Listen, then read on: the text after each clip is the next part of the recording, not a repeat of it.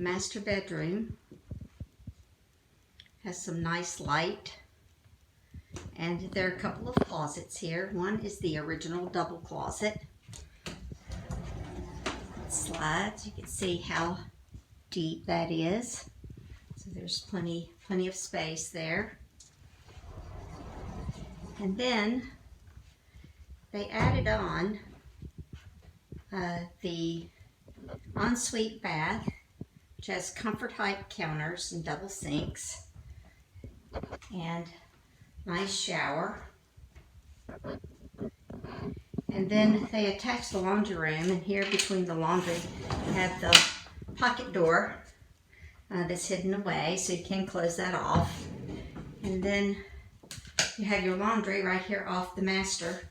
This door actually goes to the outside, so you can access it right off of the laundry room, the master bath.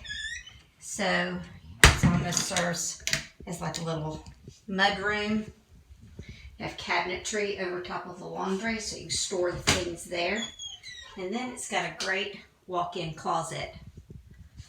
So you can see it's got shelves, so you can store all your shoes, and a place to hang things as well, and plenty of space for the top to store things.